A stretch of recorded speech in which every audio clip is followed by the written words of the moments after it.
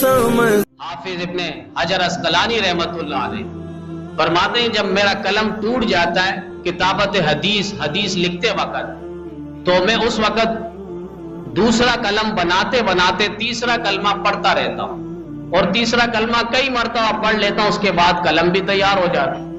اب آپ دیکھیں ویسی حدیثیں لکھ رہے ہیں، وہ الگ دین کی خدمت ہو رہی ہے، پھر قلم بھی بنا رہے ہیں، لیکن اپنا سارا وقت دین کے اندر ہی وہ لگا رہے ہیں۔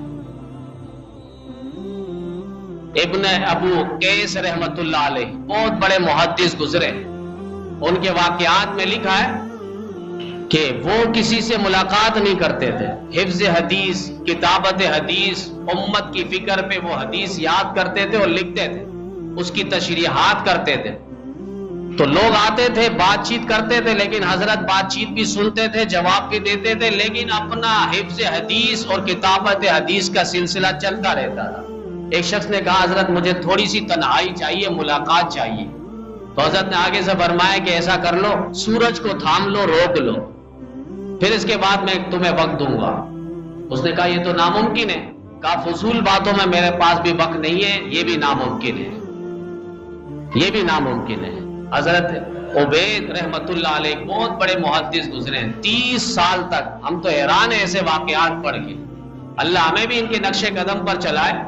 30 سال تک انہوں نے اپنے ہاتھ سے لقمہ نہیں لیا، بیوی لقمہ دے رہی ہے، 30 سال تک خدمت حدیث اور کتابت حدیث، حفظ حدیث میں اتنے مصروف تھے کہ خود اپنے ہاتھ سے کبھی نوالا کھایا نہیں ہے۔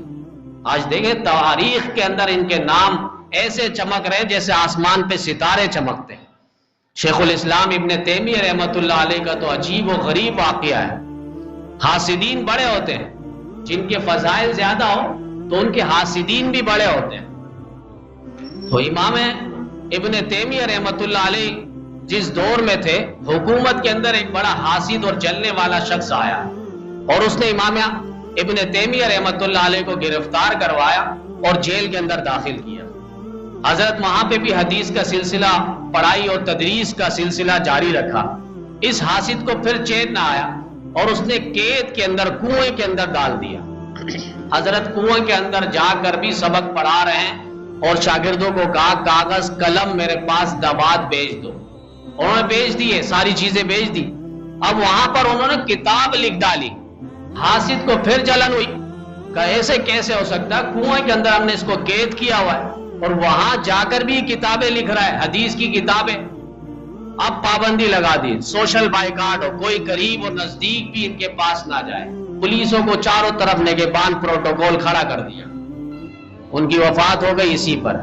وفات کے بعد پھر پتا چلا انہوں نے کتاب لکھی، حفظ حدیث پر، تشریحات پر کتاب لکھی۔ کہا کہ یہ کیسے ہو سکتا ہے؟ وہ حاسد نے پولیسوں کو، نگہبانوں کو بلایا۔ انہوں نے کہا کہ اصل میں یہ جب اندر تھے، انہوں نے کہا تھا مجھے کوئلے کی ضرورت ہے، اب وہ کوئلہ ہم نے اس کو دیا ہے۔ کوئلے سے انہوں نے دیوار پر، کنویں کی دیوار پر انہوں نے کتاب لکھی۔ کہاں سے روکو گے؟ تاریخ انسانیت پہ سے طلب علم پر کوئی مثال نظر نہیں آتی۔